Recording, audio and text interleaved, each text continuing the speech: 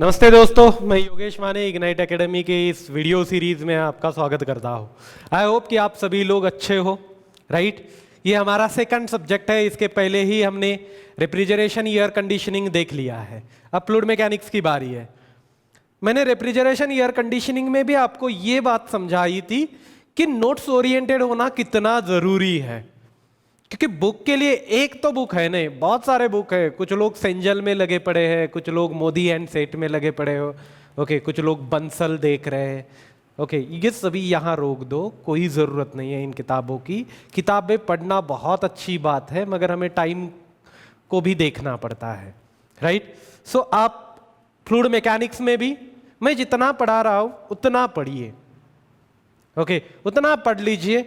उसके अलावा आपको पढ़ने की ज़रूरत नहीं है। वीडियो पूरे देख लीजिए, उसके बाद में ऑब्जेक्टिव लगा लीजिए। दोस्तों, भरोसा रखिए, सब कुछ 101% आपके सामने रखा जाएगा। मुझे लगा कि एक आधा कंसेप्ट तो बचेगा नहीं। हो सकता है कि कहीं आप ही लोगों से मुझे कुछ ऑब्जेक्टिव मिल गए। बहुत सारे स्टूडेंट डाउट पूछते हैं, आपके पास से मुझे ऑब्जेक्टिव मिल गए, तो बहुत सारे लोगों के ऑब्जेक्टिव मेरे पास वैसे भी कलेक्ट हो जाते हैं। उनका मैं एक वीडियो, आपके जो डाउट्स है उनका सेपरेटली वीडियो बना के आपके डाउट्स भी क्लियर करवा लो, राइट। तो आप भरोसा रखिए, इधर उधर किताबें देखने की ज़्यादा ज़रूरत है नहीं, उसके पीछे ही मत जाइए। ऑब्जेक्टिव लगाइए, आराम से कुर्मी से लगाइए, या बाकी आप जो कोई बुक चाहते हो उतने बुक से ऑब्जेक्टिव लगाइए। बस ये एक प्रॉब्लम होती है कि यही ऑब्जेक्टिव रिपीटेड होते हैं, ओके, और वो इम्पॉर्टेंट भी होते हैं। तो आप एक दो बुक सेलेक्ट कर लीजिए, जैसे खुरमी है, वहाँ के ऑब्जेक्टिव लगाना स्टार्ट कर लीजिए। कुछ PDF बुक्स के आपको अभी फिलहाल आपके पास कंटेंट अवेलेबल नहीं होगा, लॉकडाउन में कहीं फंसे हो, तो कई ऑनलाइन मिलते होंगे PDF, तो उनके लगा लीजिए, राइट। हम तो ऑब्जेक्टिव प्रोवाइड कर ही रहे हैं।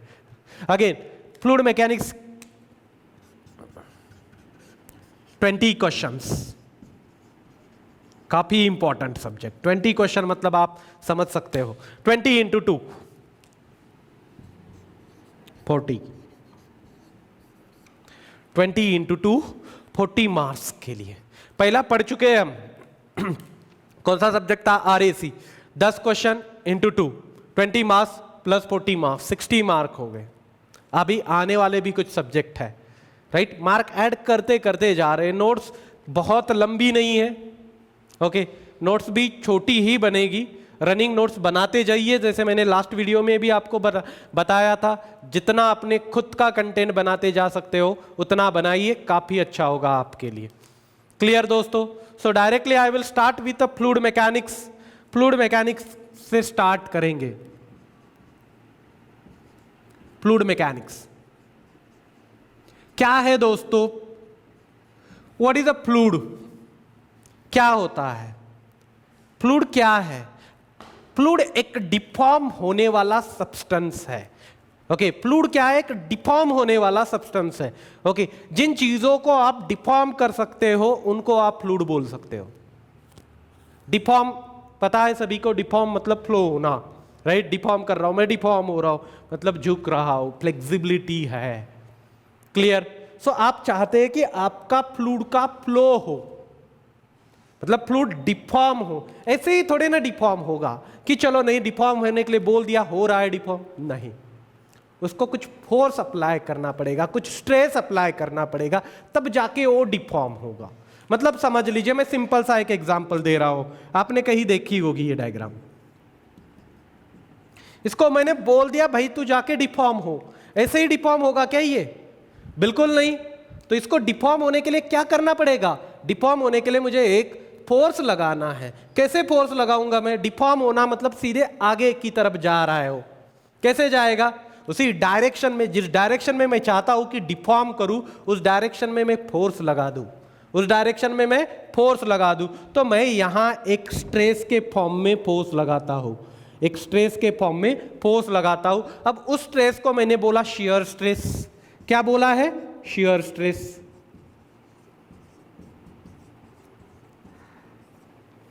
Shear stress. शियर स्ट्रेस क्यों? Why not normal stress? Shear stress ही क्यों बोला? क्योंकि ये सरफेस पे एक्ट हो रही है, ये सरफेस पे एक्ट हो रही है। सपोज ये फ्लूइड का एलिमेंट है, ये क्या है, फ्लूइड का एलिमेंट है, उसके टॉप सरफेस पे ऐसे शियर स्ट्रेस एक्ट हो रही है, ऐसे शियर स्ट्रेस एक्ट हो रही है, वो सरफेस को पैरेलल है, वो फ्लूइड को फ्लो करके लेके जाएगी, वो फ्लूइड को फ्लो करवा के लेके जा रही है, इसीलिए ये फ्लो हो रहा है, इसीलिए ये फ्लो हो रहा है। So fluid will flow under the action of shear stresses, fluid will flow under the action of shear stresses. So fluid is a substance which is capable of flowing under shear stress. Okay, capable of substance capable of flowing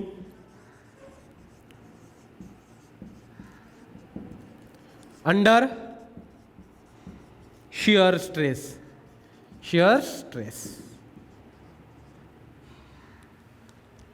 shear stress के अंदर flow हो जाएगा।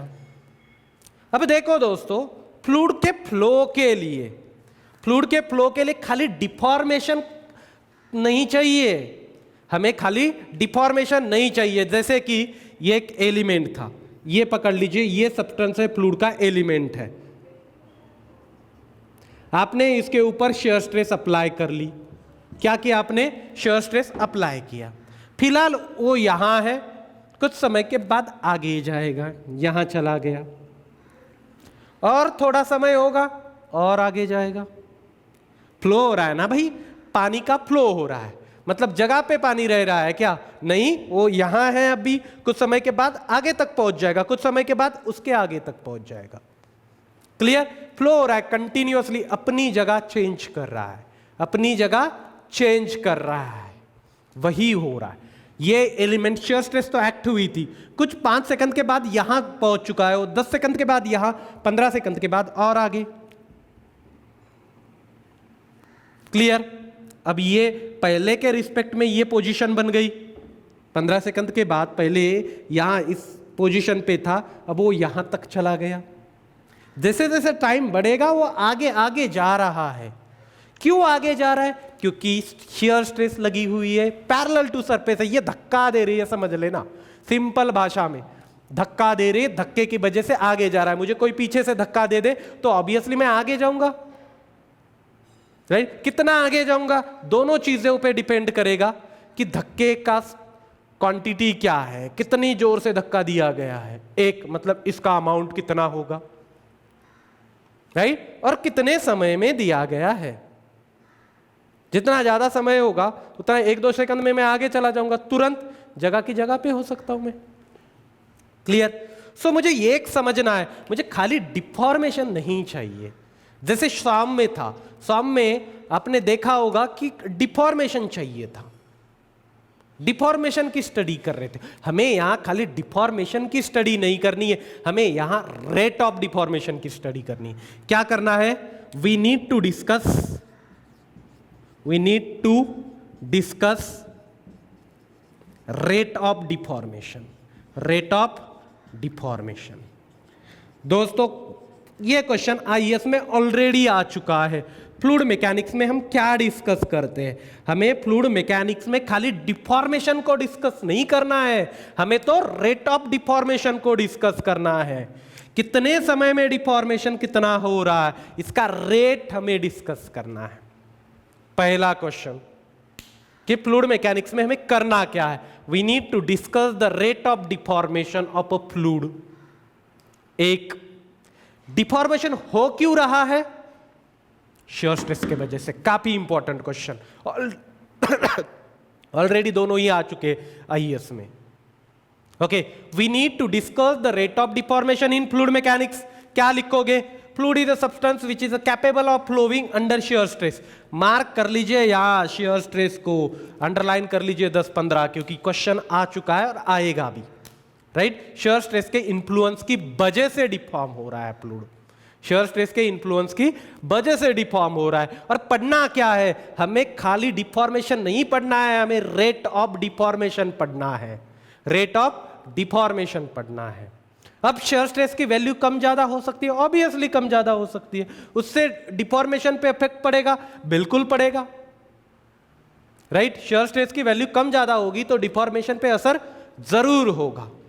मुझे एक बताइए कि कोई stationery fluid हो, स्टेशनरी फ्लूइड हो मतलब जगह पे ही है, ये पानी जगह पे ही है, फ्लूइड क्या है, एक जगह पे है, स्टेशनरी फ्लूइड है, क्या है, स्टेशनरी है। अब बताइए इसके ऊपर शेयर स्ट्रेस क्या होगी, शेयर स्ट्रेस क्या होगी, 0 होगी, इसीलिए वो स्टेशनरी है। शेयर स्ट्रेस क्या होगी, 0 होगी, क्योंकि अंडर द शेयर स्ट्रेस वो डिफॉर्म होगा जरूर, अंडर द शेयर स्ट्रेस क्या होगा, डिफॉर्म होगा। जब शेयर स्ट्रेस है ही नहीं, डिफॉर्मेशन होगा नहीं, फ्लूइड अपनी जगह पे रेस्ट रहेगा। क्लियर? सो हमें फ्लूइड मैकेनिक्स में रेट ऑफ डिफॉर्मेशन एक तो पढ़ना है, डिफॉर्मेशन मिल क्यों रहा है, क्योंकि शेयर स्ट्रेस एक्ट हो रही है।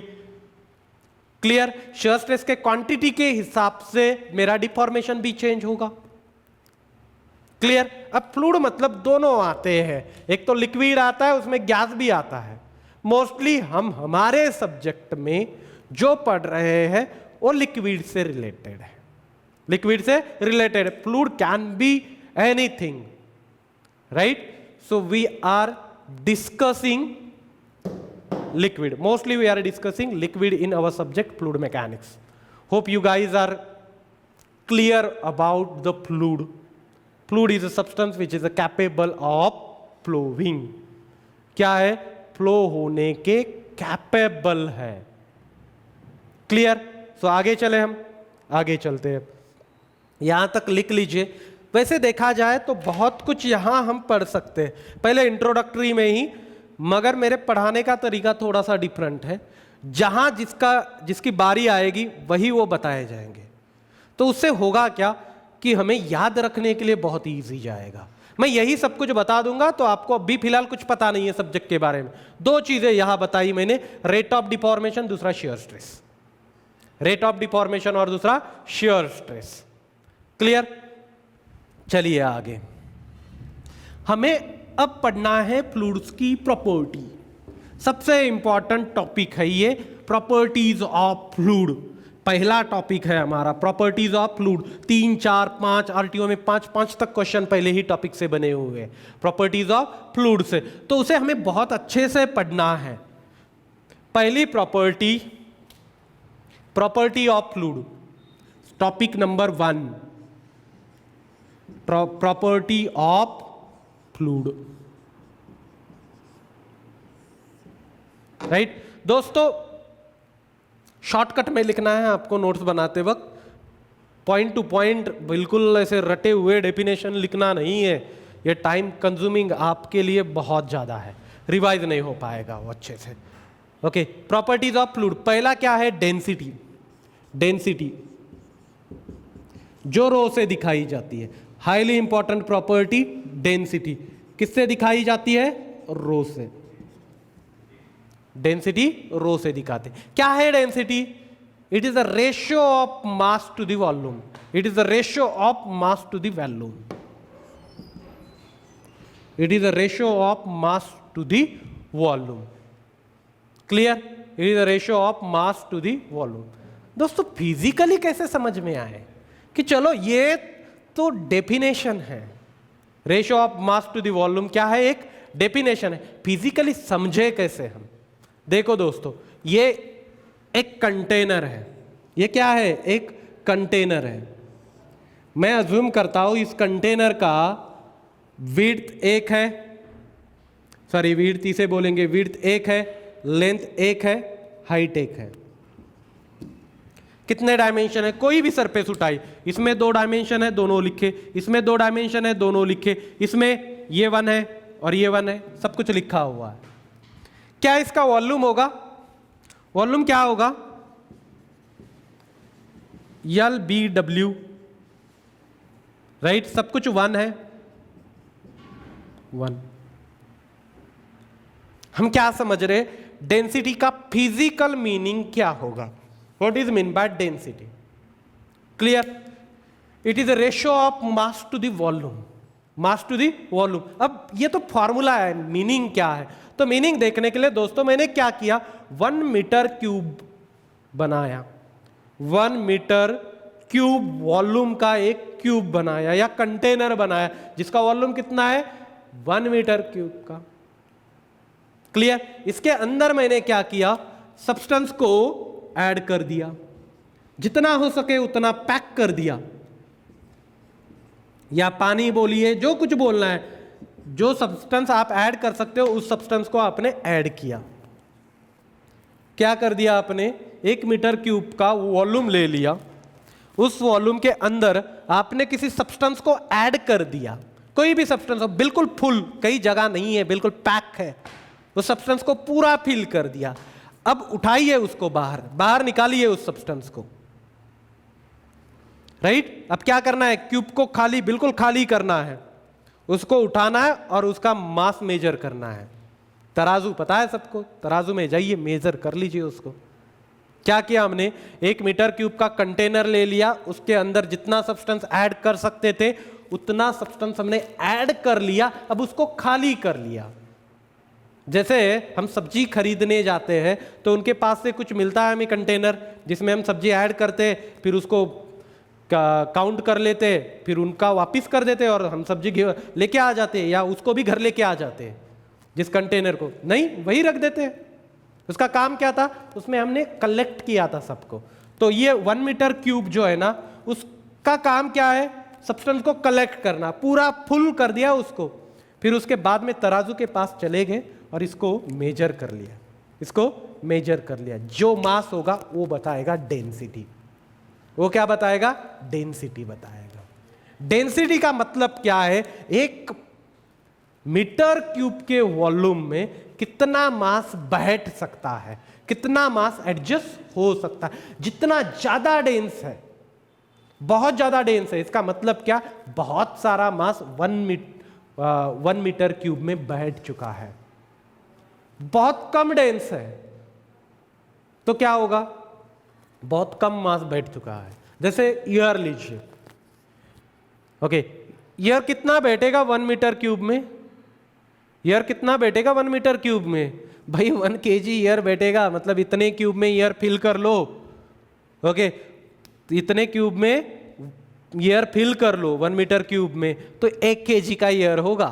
कितने का, 1 kg का। पानी ऐड कर लो, घर में टंकी 1 मीटर क्यूब की बना लो, जिसकी हाइट 1 मीटर हो, लेंथ 1 मीटर हो और विड्थ 1 मीटर हो, ऐसी टंकी बना लो। कितना बैठेगा पानी, करीबन 1000 kg के आसपास बैठेगा। इसे ही तो डेंसिटी बोलते हैं हम। जितनी ज्यादा डेंसिटी है उसका मतलब उतना ज्यादा मास गिवन वॉल्यूम में बैठने वाला है, गिवन वॉल्यूम में उतना ही ज्यादा मास बैठने वाला है, उसे बोलते हैं हम डेंसिटी। क्या बोलते हैं, density. It is a ratio of mass to the volume, ये उसकी डेफिनेशन है। व्हाट इज अ यूनिट, काफी इंपॉर्टेंट है यूनिट।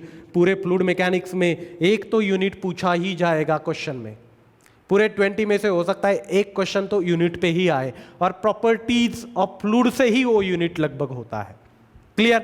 सो यूनिट क्या आएगा, mass is in KG, volume is in metre cube, volume is in metre cube, centimetre cube, जो आपको लगे लिख लीजिए, राइट? हो सकता है ये एमकेएस या एसआई यूनिट है। क्या है, एसआई यूनिट है। सीजीएस, सीजीएस यूनिट क्या होगा, एसआई यूनिट केजी पर metre cube, CGS unit KG को बोल सकते हैं हम ग्राम, और मीटर को बोल सकते हैं हम सेंटीमीटर क्यूब। अब दोस्तों हमें इनके डायमेंशंस लिखने हैं। क्या लिखना है, डायमेंशंस लिखना है। What is mean by dimension, देखो डायमेंशन लिखा जाता है यम, यल और टी के फॉर्मेट में, यम, यल, टी के फॉर्मेट में। यम क्या है, mass, M is a mass, L is a length और T is time. M, L, T के फॉर्मेट में हम क्या लिखते हैं, डायमेंशंस। केजी, केजी मतलब मास है, तो क्या आएगा, m1, केजी का पावर 1 ही है ना, तो m का पावर भी 1 आएगा। ये m मीटर के लिए है दोस्तों, तो ये लेंथ से रिलेटेड है, मास के लिए नहीं है। सो लेंथ से रिलेटेड मतलब यल क्यूब। सो डायमेंशंस क्या बनेंगे,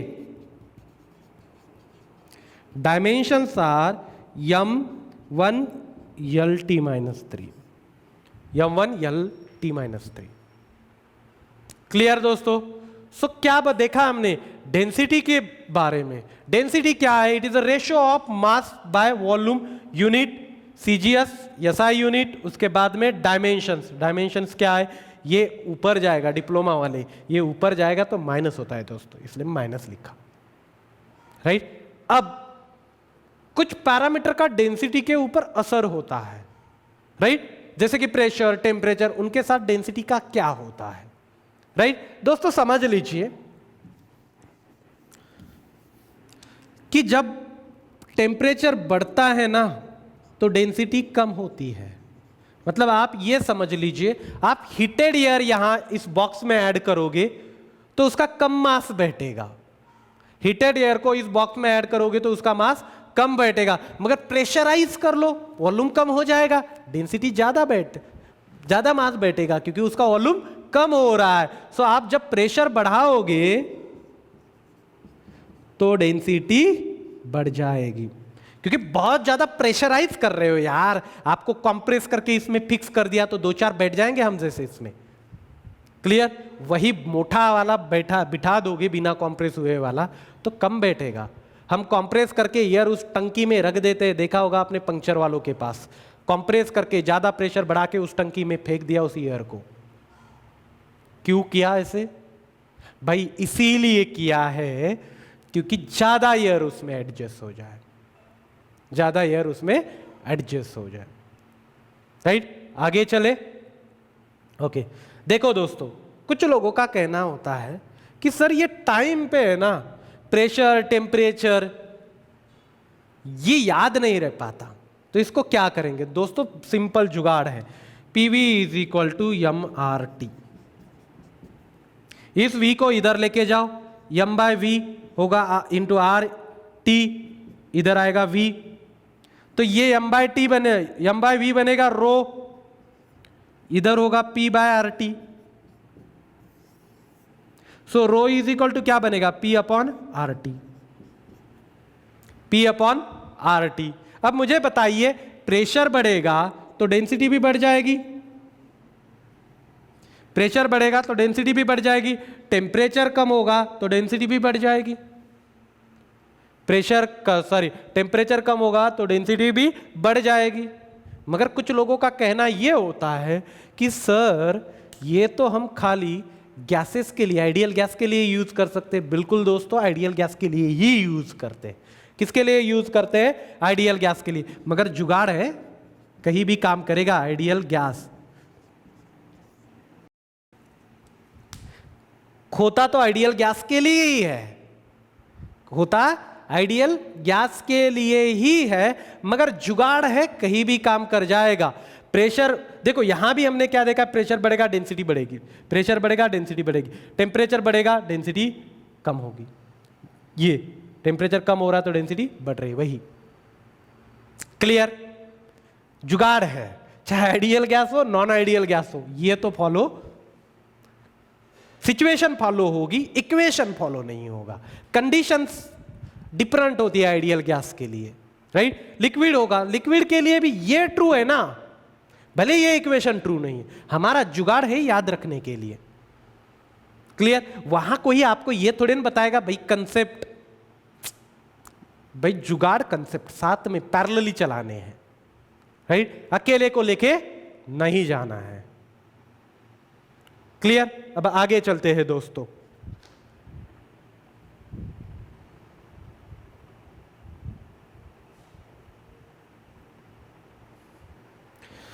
आगे चलते हैं, स्पेसिफिक वेट और वेट डेंसिटी।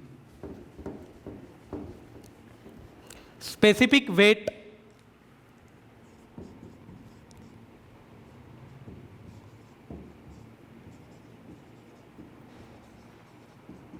और वेट डेंसिटी। स्पेसिफिक वेट और वेट डेंसिटी, बस ये हमने देखा डेंसिटी खाली, अब देखेंगे weight density.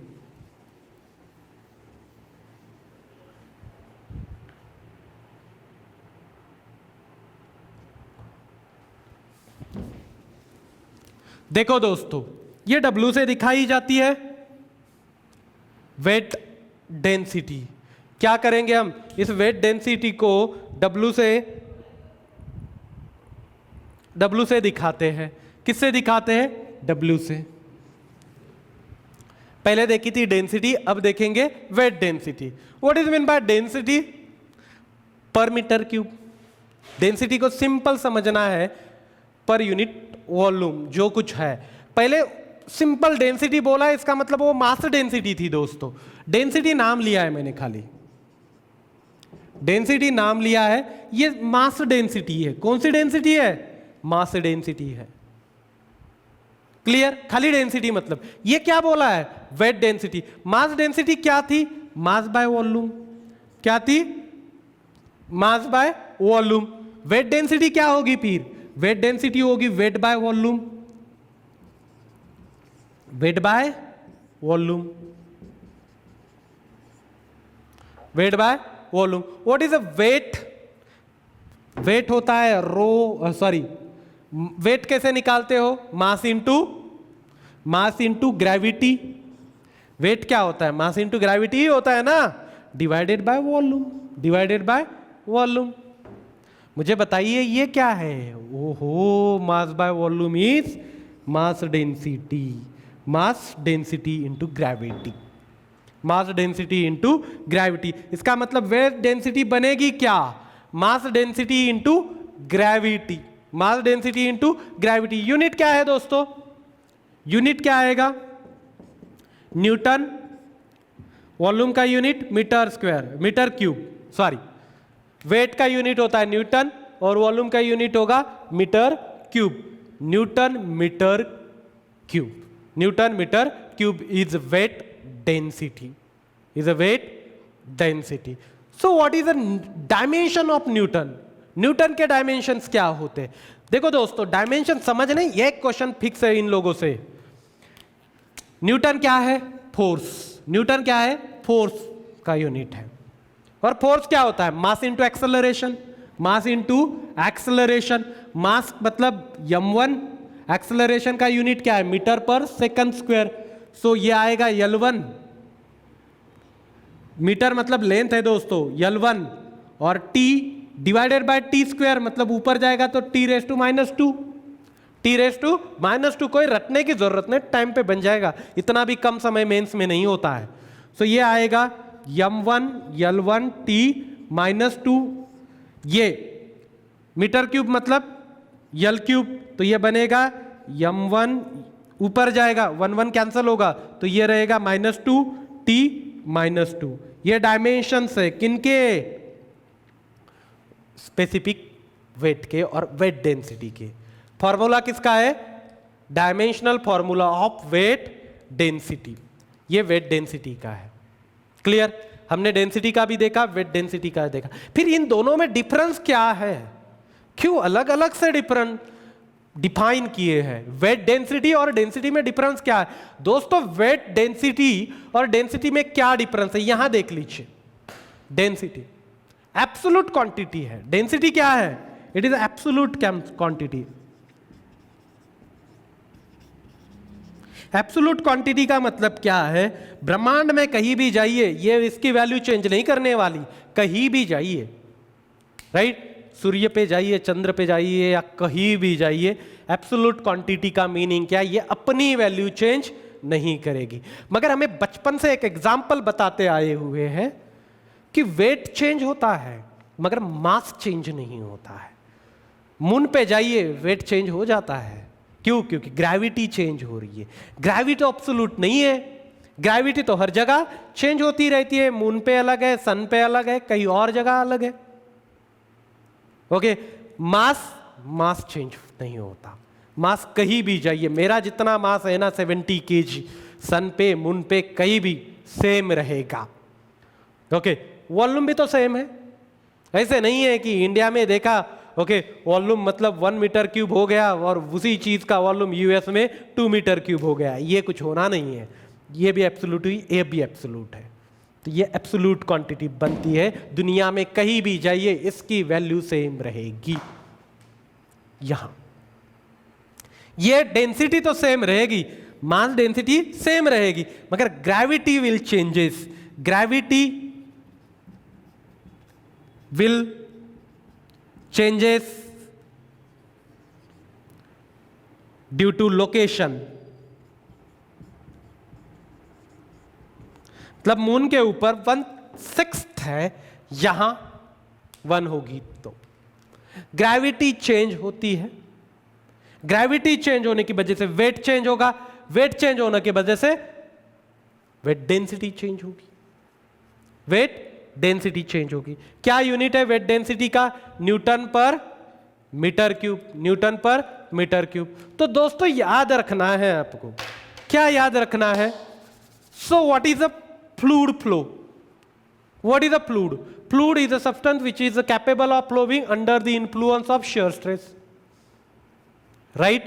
So shear stress की वजह से fluid का flow होगा. So which one is responsible for fluid flow? Shear stress. Clear? In fluid we are not talking about the deformation, we are talking about the rate of deformation. Rate के बारे में बात करते हैं. जब fluid stationery condition में रहता है, क्यों स्टेशनरी कंडीशन में? क्योंकि शेयर स्ट्रेस एक्ट ही नहीं हो रही, एक्ट होती तो आगे चला जाता, डिफॉर्म होता तो फ्लो हो जाता। क्लियर? सो वो शेयर स्ट्रेस है 0, तो फ्लूइड का फ्लो नहीं हो रहा है। क्लियर? फिर उसके बाद में आए डेंसिटी के पास। डेंसिटी बहुत अच्छे से समझे हमने, राइट? विथ उसका फिजिकल सिग्निफिकेंस बताता क्या है, डेंसिटी का यूनिट क्या है, डायमेंशंस क्या है। उसके बाद में स्पेसिफिक वेट और वेट डेंसिटी कौन सा एब्सोल्यूट है, density mass density is absolute, weight density is changes with location to location. Moon पे अलग होगी, अर्थ पे अलग होगी, एब्सोल्यूट क्वांटिटी है नहीं, राइट? सो दोस्तों ये हमारा पहला लेक्चर था, हमने शॉर्ट रखा है। ओके, कोशिश कर रहा हूं मैं कि आपको बोर ना हो जाए, बिल्कुल ऑफलाइन ऑनलाइन डिफरेंसेस कैच करने की कोशिश कर रहे हैं, राइट? अब जब कभी बैठोगे 2-3 घंटे पकड़ के बैठ जाना फ्लूइड मैकेनिक्स को, 2 घंटे 2.5 घंटे पढ़ रहे हो आप, फ्लूइड मैकेनिक्स चल रहा है आपका। ओके, आपको समझ में आएगा किस तरह से फ्लो हो रहा है फ्लूइड, राइट? तो आप उन चीजों का ज्यादा मत सोचिए, राइट? पढ़ते रहिए, बस जो कुछ लगेगा वो मैं आपको प्रोवाइड करते जाऊंगा। आपके कोई सजेशंस होंगे इस फर्स्ट लेक्चर के तो please let me know, right? मैं उन चीजों को इंप्लीमेंट करने की कोशिश करूंगा। Thank you so much.